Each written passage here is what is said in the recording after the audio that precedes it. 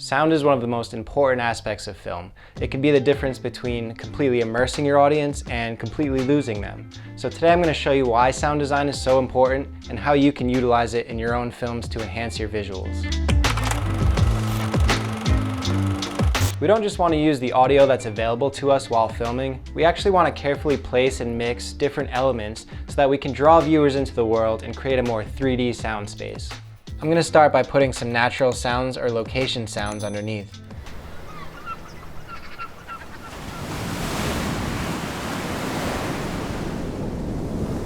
Now I'm going to add some more sound elements that play off the visuals, like seagulls or the buoy. You can find pretty much any sound online these days, but one of my favorite places to check is freesound.org. So once you have all of these sound effects, go ahead and place them throughout your timeline and mix the levels to where you think sounds right. The more layered your sound mix is, the more immersive it will be.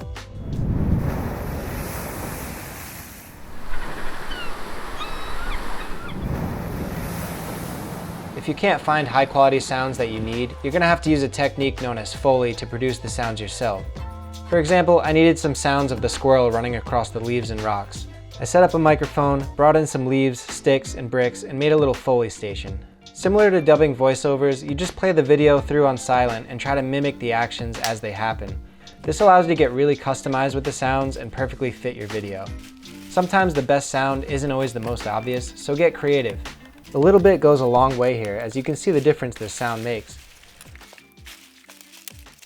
Now that you have all of your sounds layered in, the only thing left to do is mix the music.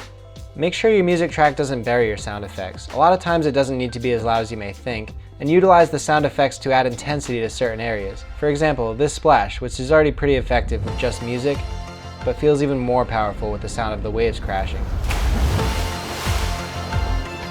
The only way to really draw in your audience is through both visuals and sound. Now, if you haven't been doing this already, I highly recommend you take a little extra time in post to work on your sound design, because I guarantee you're going to start seeing and feeling a difference. Now I'm curious, what's your favorite example of great sound design? Drop a link in the comments below and let me know why you think it enhanced the overall experience for you. And if you like what you see, I'll be doing this every week, releasing new videos on different topics, so leave a comment letting me know what you'd like me to cover and make sure to hit that subscribe button. Thanks for watching, see you again next week.